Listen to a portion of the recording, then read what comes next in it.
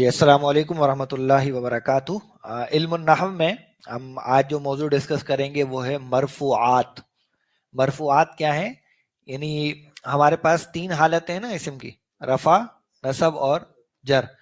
तो इस्म किस किस सूरत में हालत रफा में आता है, यानी वो क्या वजूहात होती हैं जो इस्म को हालत रफा में ले जाती हैं। वैसे तो हमने ये पढ़ रखा है कि डिफॉल्ट हालत जो है वो रफा ही होती है, लेकिन वो सिर्फ बचपने की हद तक बात दुरुस्त थी।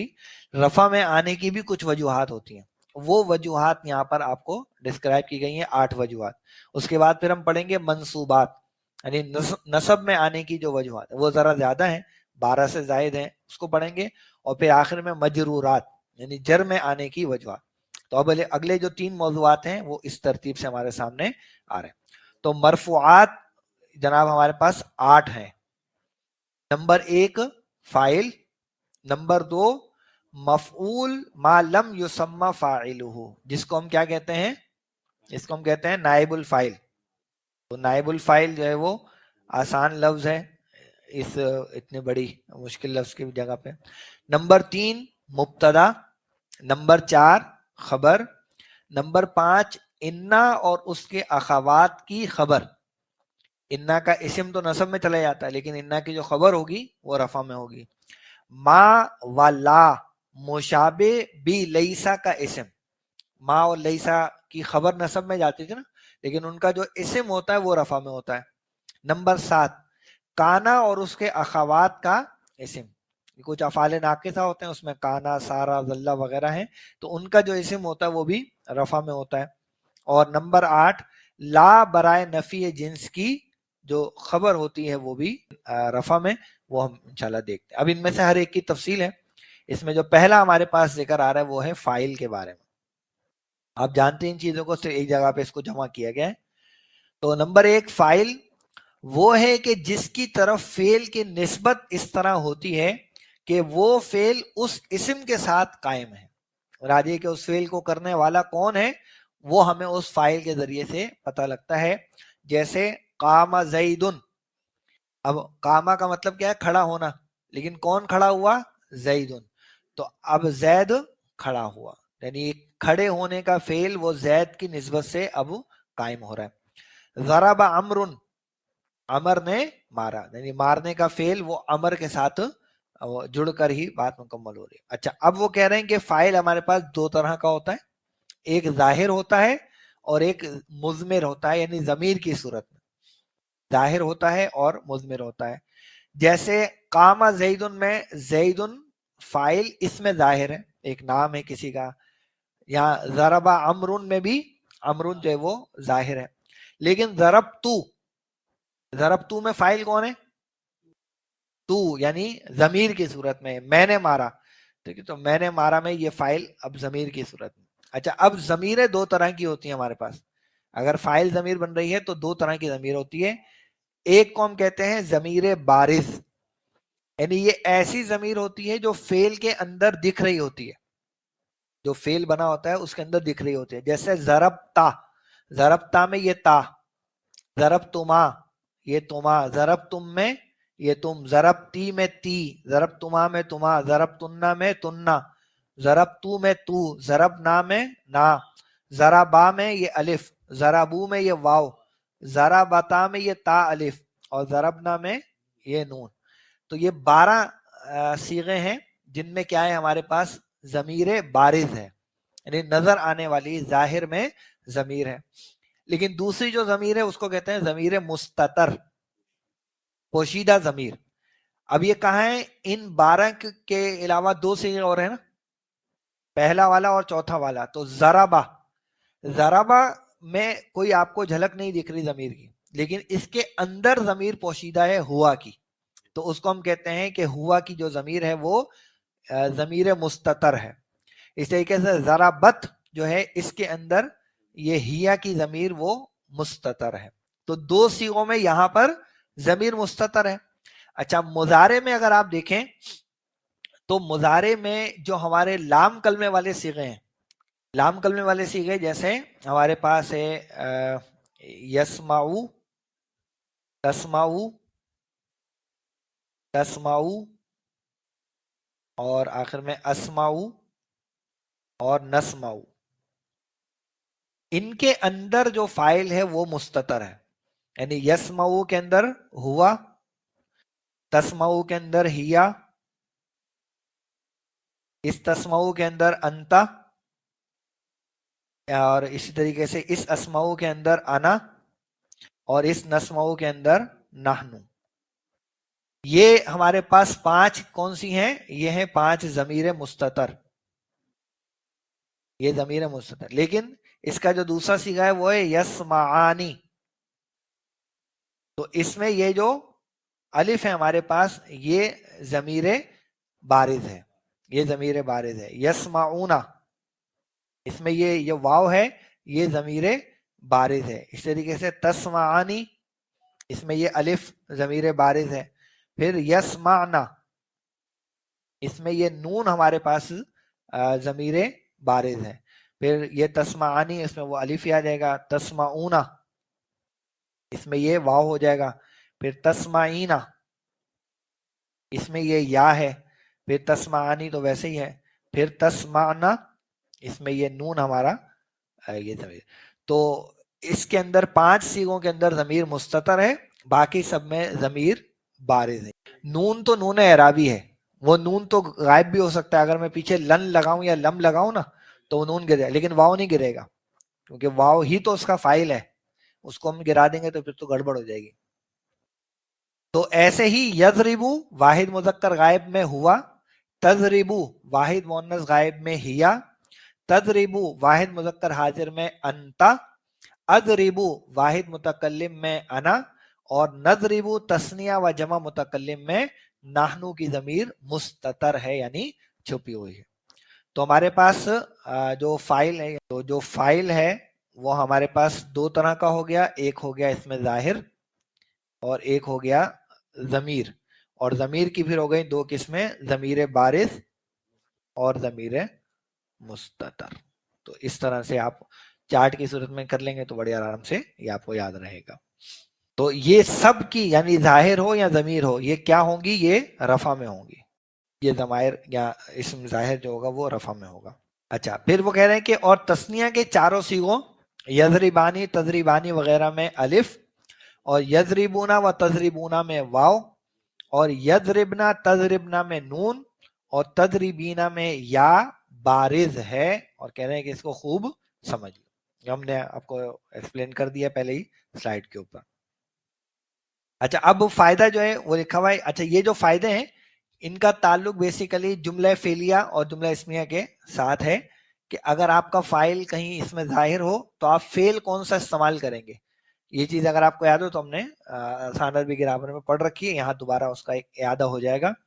فائدہ نمبر 1، جب فعل کا فائل ظاہر ہو، مؤنث حقیقی ہو، اور فعل اور فائل کے درمیان کوئی فاصلہ نہ ہو، یعنی فعل کے فوراً بعد فائل ہی آئے، فعل کے بعد کوئی ظرف، فعل کے بعد کوئی متعلقہ فعل وہ پہلے نہ آ رہا ہو، بلکہ فعل کے فوراً بعد فائل آ رہا ہو، یا یہ کہ فائل جو ہے وہ مؤنث کی ضمیر ہو، تو دونوں صورتوں میں فعل کو مؤنث لانا ضروری ہوگا. اگر ہمارا آگے فائل جو ہے وہ مؤنث ہے، نمبر 1 مؤنث ہے حقیقی، نمبر 1، نمبر 2 فعل اور فائل میں کوئی فاصلہ نہ ہو. ٹھیک ہے، یہ تو 2 بنیادی شرطیں ہیں. اور تیسرا یہ کہ ظاہر ہو، ظاہر ہوگا تو فعل کے بعد آئے گا، اور اگر ضمیر کی صورت میں ہوگا تو فعل کے اندر ہی وہ ضمیر پھر ہوگی. تو دونوں صورتوں میں ہم نے کیا کرنا ہے؟ ہمیں فعل کو مؤنث لانا ہوگا. جیسے قامت ہندن، ہندن جو ہے وہ نام ہے، مؤنث نام ہے، تو قامت ہندن، یا اس میں اور بھی کوئی آپ مثال جو ہے وہ لے سکتے ہیں، یعنی قامت زینبو لے لیں، قامت زینبو، تو زینب بھی مؤنث نام ہے تو قامت ہی آئے گا، قامہ نہیں آ سکتا. یا اگر میں جملہ اسمیہ پہ جاؤں گا تو میں کہوں گا زینبو قامت، زینبو سمیت، یا کوئی بھی اور میں فعل لانا چاہوں تو لا سکتا ہوں. تو اس میں اگر میں ترکیب کروں گا تو کیسے ترکیب ہوگی؟ اس والی کی ترکیب کر رہے ہیں کہ ہندن قامت، تو اس کی ترکیب اس طرح ہوگی کہ ہندن ہو جائے گا مبتدا، اور قامت ہے فعل. اچھا یہ جو فعل ہے اس کے اندر کون سی ضمیر پوشیدہ ہے؟ ہیا کی. تو اس میں جو ضمیر ہیا ہے مستتر ہے وہ ہے اس کا فاعل. تو فعل اور فاعل یعنی قامت کے اندر فعل بھی ہے اور فاعل بھی ہے. فعل اور فاعل مل کر جملہ فعلیہ خبریہ ہو گیا. اور یہ جملہ فعلیہ خبریہ ہندن کی خبر ہو گئی. ہندن کی خبر. تو مبتدا اور خبر مل کر کیا بن گیا ہمارے پاس؟ جملہ اسمیہ خبریہ. جبکہ قامت ہندن یہ سیدھی ہے, اس کی ترکیب آسان ہے, فعل ہے اور فاعل ہے. لیکن ہندن قامت میں جملہ اسمیہ ہے, تو جملہ اسمیہ کی ترکیب میں مبتدا اور جو خبر ہے وہ خود جملہ فعلیہ ہے. جو خبر ہے وہ خود پورا ایک جملہ فعلیہ ہے. اچھا اسی طریقے سے جب دوسرا کیا ہے, اور جب کہ فاعل ظاہر مؤنث حقیقی ہو, فاعل ظاہر ہو مؤنث حقیقی ہو لیکن فعل اور فاعل کے درمیان کچھ فاصلہ ہو. اب وہ فاصلہ ظرف آنے کی وجہ سے ہو, متعلقہ فعل آنے کی وجہ سے ہو, یا ہم مفعول کو پہلے لے آئیں فاعل کو تھوڑا آگے کر دیں, یا پھر فاعل جو ہے وہ ظاہر مؤنث سے غیر حقیقی ہو, یا ہمارا فاعل ظاہر میں جمع مکسر ہو. تو ان تینوں صورتوں میں فعل مؤنث بھی آ سکتا ہے اور مذکر بھی آ سکتا ہے. یہ وہ گنجائش والے پہلو. ٹھیک ہے, تو پہلی بات یہ ہو گئی کہ مؤنث سے حقیقی ہے لیکن فاصلے کے ساتھ ہے. مؤنث سے حقیقی ہے لیکن فاصلے کے ساتھ ہے. دوسرا یہ کہ فاعل مؤنث غیر حقیقی ہے, پھر چاہے فاصلے کے ساتھ ہو یا بغیر فاصلے کے ہو. اور تیسرا یہ کہ ہمارا فاعل جو ہے وہ جمع مکسر ہو. تو ان تینوں صورتوں میں ہم مذکر فعل بھی لا سکتے ہیں, مؤنث فعل بھی لا سکتے ہیں. جیسے قرأ الیوم ہندن. اب قرأ اور ہندن کے بیچ میں کون آ گیا؟ الیوم, ظرف آ گیا. تو ظرف آنے کی وجہ سے ہمارا فعل کا مذکر لانا بھی جائز ہے, مؤنث لانا بھی جائز ہے. لہذا قرأ یہ بھی صحیح ہے اور قرأت یہ بھی صحیح ہے. تو قرأ الیوم زینب یا قرأت الیوم زینب. یا اگر میں کتاب کو پہلے لے آؤں, یعنی میں کہوں قرأ الکتاب زینب یا قرأت الکتاب زینب, تو اس صورت میں بھی جب فاصلہ آ جائے گا تو ہم دونوں طرح کے فعل لا سکتے ہیں. اچھا دوسرا, اب یہ جو الشمسو ہے یہ ہمارا ہے مؤنث غیر حقیقی. تو الشمسو کے ساتھ طلع بھی صحیح ہے اور طلعت بھی صحیح ہے. تو طلع الشمسو بھی صحیح ہے اور طلعت الشمسو بھی صحیح ہے. اور تیسری مثال آ رہی ہے الرجال کی, جو کہ کیا ہے؟ جمع مکسر ہے. رجلن کی جمع مکسر. تو قال الرجال بھی ٹھیک ہے اور قالت الرجال بھی ٹھیک ہے. اسی طریقے سے قال النساء بھی ٹھیک ہے اور قالت النساء بھی ٹھیک. اچھا جی آگے بڑھتے ہیں. تیسرا فائدہ وہ کیا کہہ رہے ہیں اس میں, اگلی بات کہ جب فعل کا فاعل ظاہر ہو, جب فعل کا فاعل ظاہر ہو تو فعل ہمیشہ واحد کا صیغہ لایا جائے گا. یہ بات تو ہم نے کافی عرصے سے پڑھ رکھی ہے, سمجھ رکھی ہے. جیسے ضرب الرجل, فاعل کون ہے؟ الرجل, تو فعل واحد کا ضربہ کا صیغہ آ گیا. ضرب الرجلانی, اب فاعل کون ہے؟ الرجلانی, لیکن نام ہے نا ظاہر میں ہے, تو فعل کا صیغہ کون سا آیا؟ پہلا والا ضربہ. یہ نہیں کہ یہ دو ہیں تو ہم فعل بھی دو والا کر دیں گے, نہیں, فعل کا پہلا صیغہ رہے گا. اس طریقے سے ضرب الرجال, رجال تو بہت سارے ہیں لیکن چونکہ وہ فاعل بن کر آ رہے ہیں تو فعل کا پہلا صیغہ ہم استعمال کریں گے. اچھا, اور جب فاعل ظاہر نہ ہو یعنی ضمیر کی صورت میں ہو تو فاعل واحد کے لیے فعل واحد, یعنی فاعل واحد کے لیے فعل واحد, فاعل تثنیہ کے لیے فعل تثنیہ اور فاعل جمع کے لیے فعل جمع لایا جائے گا. جیسے الخادم, اب الخادم کا ذکر پہلے آ گیا نا, اور الخادم کون ہے؟ واحد مذکر ہے. تو واحد مذکر کی ضمیر کیا صیغہ ہم لے کر آئیں گے؟ وہ ہے ذہبا, پہلا والا. الخادمانی, ابھی الخادمانی تثنیہ ہو گئے, تو اب اس کے لیے جو ہم فعل لائیں گے وہ تثنیہ کی ضمیر والا یعنی ذہبا. الخادمانی ذہبا. اگر میں ذہبا کو پہلے لانا چاہوں گا تو وہ پہلا صیغہ لاؤں گا, یعنی ہوگا ذہب الخادمانی, یعنی جملہ فعلیہ بناؤں گا. لیکن جب جملہ اسمیہ بناؤں گا تو پھر وہ فعل تابع ہوگا مبتدا کے, اور مبتدا ہمارا تثنیہ ہے لہذا فعل بھی تثنیہ والا آ جائے گا. اور الخادمون جب یہ جمع ہے تو آگے فعل بھی ہمارا جمع میں آئے گا ذهب. ہاں جب فاعل جمع مکسر کی ضمیر ہو تو فعل کو واحد مؤنث یا جمع مذکر دونوں طرح لا سکتے ہیں. جیسے الرجالو، اب الرجال جو ہے وہ جمع مکسر ہے تو اس کے ساتھ ہم قامو بھی لا سکتے ہیں اور قامت بھی لا سکتے ہیں. النساء اس کے ساتھ جو ہے وہ ہم یعنی وہ بھی لا سکتے ہیں اس کا مؤنث، جمع مؤنث کا بھی، یعنی یہ ہو سکتا ہے کہ النساء سمعنا، یہ بھی صحیح ہے، اور النساء سمعت، تو یہ دونوں طرح سے ٹھیک ہوگا. ٹھیک ہے،